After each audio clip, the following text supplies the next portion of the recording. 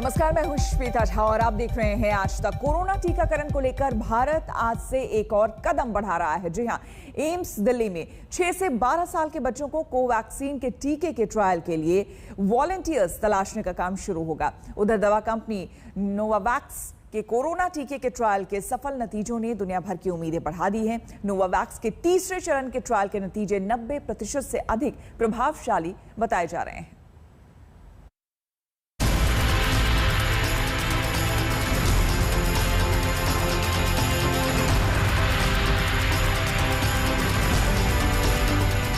Corona से बच्चों को भी टीका सुरक्षा देने की ओर भारत तेजी से कदम बढ़ा रहा है। एम्स दिल्ली में आज से 6 से 12 साल के बच्चों में कोवैक्सीन कोरोना टीके के क्लिनिकल ट्रायल के लिए वॉलंटियर्स की स्क्रीनिंग शुरू हो रही है। 2 दिन स्क्रीनिंग के बाद उन पर टीके का ट्रायल होगा। 6 से 12 साल के बाद अगले हफ्ते से क्लिनिकल ट्रायल के लिए 2 से 6 साल के बच्चों की भी स्क्रीनिंग शुरू होगी।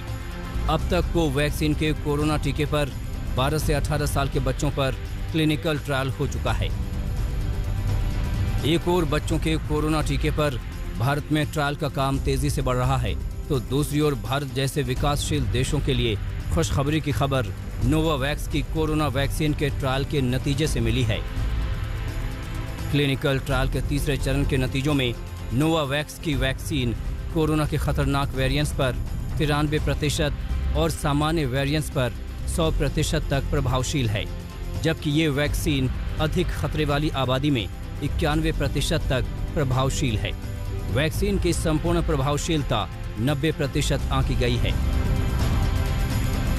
वैसे तो नोवावैक्स को मंजूरी देने पर भारत में अभी फैसला होना बाकी है, लेकिन ये वैक्सीन सामान्य रेफ्रिजरेटर में रखी जा सकती है। इसलिए अगर इसे भारत में मंजूरी मिलती है तो इसका वितरण काफी आसान होगा। और बच्चों की भी जो ट्रायल चल रहा है वैक्सीन का, उसके भी रिजल्ट विद इन 3-4 मंथ्स आ जाएंगे, तो हम बच्चों में भी वैक्सीन दे सकते हैं। तो एक तरह से आने वाले 5-6 महीने बहुत ही इंपॉर्टेंट है कंट्री के लिए वैक्सीनेशन के पॉइंट ऑफ व्यू से, और हमें उम्मीद है कि हम ज्यादा से ज्यादा लोगों को वैक्सीन देकर उनको प्रोटेक्ट कर सकते हैं अगेंस्ट कोरोना वायरस। भारत दिसंबर तक अपनी संपूर्ण वयस्क आबादी के कोरोना टीकाकरण का लक्ष्य रख रहा है। 3 दशकों से अलग अलग तरह की वैक्सीन का निर्माण कर रही नोवावैक्स दिसंबर तक 15 करोड़ कोरोना वैक्सीन के डोज तैयार करने का दावा कर रही है। दिल्ली से मिलन शर्मा के साथ आज तक ब्यूरो। रुक करेंगे अगली खबर का। एक आंकड़ा है जो कि बताता है 2016 से 2020 के दौरान अलग अलग दलों के 405 विधायकों ने अपनी पार्टी छोड़ी। दल बल के चुनावी मैदान में उतरे नेता हो या फिर कार्यकर्ता, सब कस्में खाते हैं कि पार्टी की विचारधारा को मानते हैं और इसीलिए वो बदलते भी हैं अपना दल। लेकिन सत्ता किसकी, ये देखकर दरअसल वो पाला बदलते हैं और कहते हैं कि हमसे भूल हो गई, हमका माफी दे दो।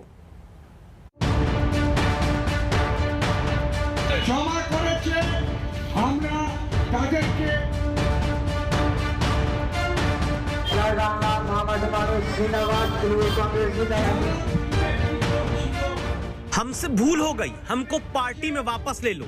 ये गुहार उस पश्चिम बंगाल में लग रही जहां मार्च अप्रैल में हर दूसरे दिन ममता बनर्जी के सिपाही बीजेपी का झंडा डंडा उठाने के लिए दौड़े जा रहे हैं।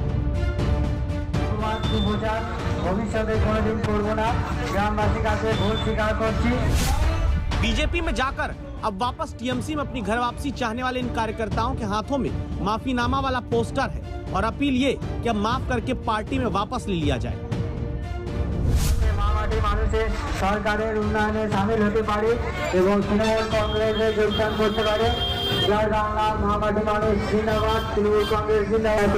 उन्नयनमूलक कार्य संभव। बीरभूम में धरने पर बैठे अब तक तो ये बीजेपी के कार्यकर्ता थे जो बंगाल में बीजेपी की लहर समझकर तृणमूल का पत्ता छोड़ कमल का फूल पकड़ बैठे थे। अब जब मुकुल राय जैसे दिग्गज बीजेपी में पांव नहीं जमा पाए और उल्टे पांव लौट पड़े तो कार्यकर्ता क्या करते। बीरभूम में 50 से ज्यादा बीजेपी कार्यकर्ता टीएमसी के दफ्तर के सामने धरने पर बैठ गए, जिन्हें बाद में पार्टी में वापस ले लिया गया। पश्चिम बंगाल में बीजेपी की हार के बाद लगातार कार्यकर्ताओं के टीएमसी में वापसी का सिलसिला जारी है। আমার সুপ্রচার ভবিষ্যতে কোনোদিন করব না গ্রামবাসীর কাছে ভুল স্বীকার করছি। ये तस्वीरें पिछले हफ्ते की, जब बीरभूम में ही बीजेपी कार्यकर्ता लाउड स्पीकर के साथ सड़कों पर उतरे थे और गांव-गांव में घूमकर बीजेपी छोड़ने का ऐलान किया था। মামাটি মানুষের সরকারের উন্নয়নে সামিল হতে পারে এবং তৃণমূল কংগ্রেসে যোগদান করতে পারে।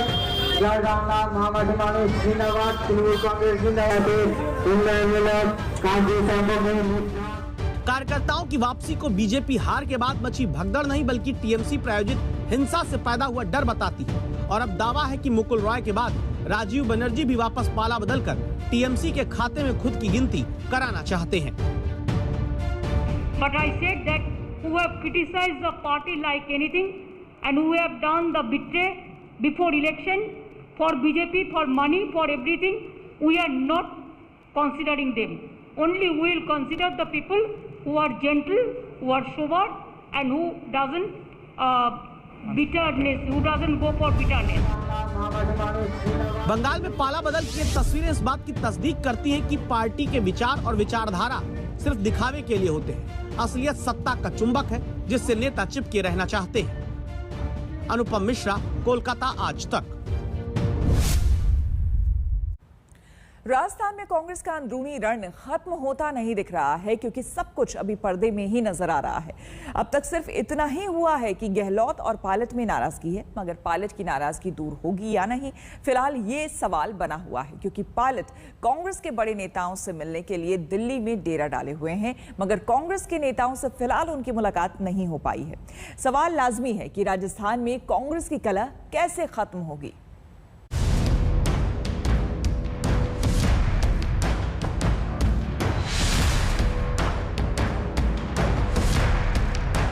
राजस्थान कांग्रेस में बगावत की आहट हुई तो फौरन आला कमान सक्रिय हो गया और सचिन पायलट से सुलह का फॉर्मूला तैयार किया जाने लगा।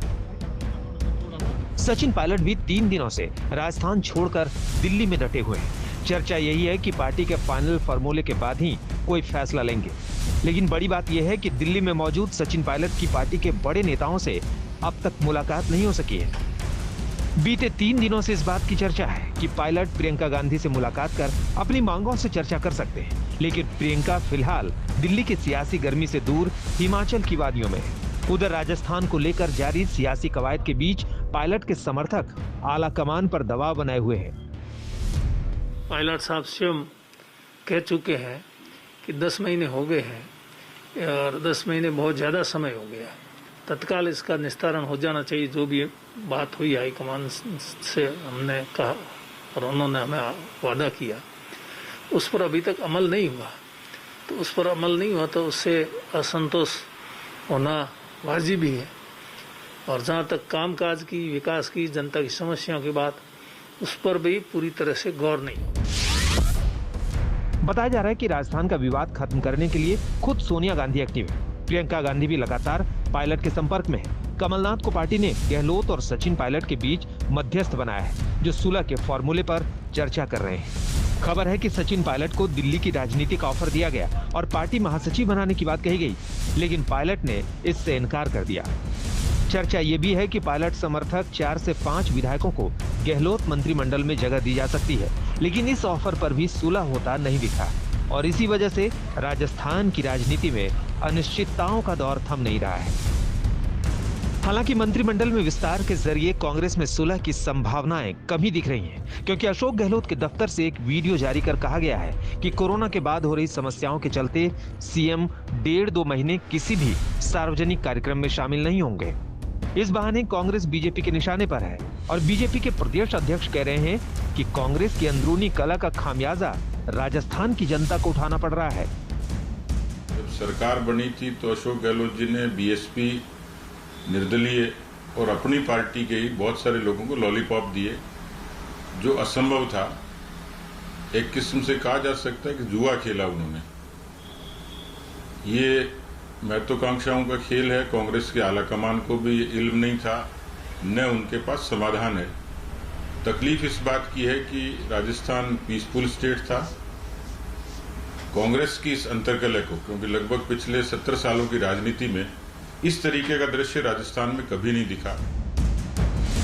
सीएम गहलोत से नाराजगी की खबरों के बीच सचिन पायलट ने अभी चुप्पी साध रखी है, लेकिन अगर जल्द कोई समाधान नहीं निकला तो ये चुप्पी कांग्रेस की मुश्किल बढ़ा सकती है।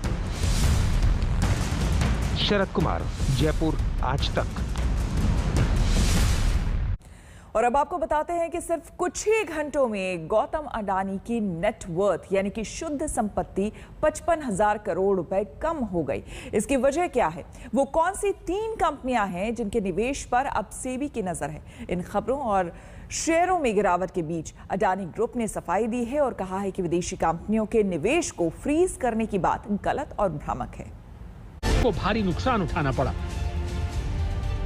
9.5 लाख करोड़ की मार्केट कैपिटलाइजेशन वाले अडानी ग्रुप के शेयर्स में आज 1 लाख करोड़ तक की गिरावट आई, क्योंकि ये खबर आई कि शेयर डिपॉजिटरी NSDL ने ऐसे 3 फॉरेन पोर्टफोलियो इन्वेस्टर्स के अकाउंट फ्रीज कर दिए हैं जिन्होंने अपने फंड के 93 से 98% तक का हिस्सा अडानी ग्रुप की 6 लिस्टेड कंपनीज में इन्वेस्ट किया। डिपॉजिटरी की वेबसाइट के अनुसार ये अकाउंट 31 मई को या उससे पहले ही फ्रीज कर दिए गए हैं। ये तीनों फंड मॉरिशस के हैं और सेबी में इन्हें विदेशी पोर्टफोलियो निवेशक के रूप में रजिस्टर किया गया है। हालांकि NSDL ने अभी इस बारे में कोई बयान जारी नहीं किया है कि अडानी ग्रुप से जुड़े विदेशी निवेशकों के अकाउंट फ्रीज करने की क्या वजह है। इस दिशा में जांच आगे बढ़ रही है। इसके बाद अडानी ग्रुप ने प्रेस रिलीज जारी करके सफाई दी।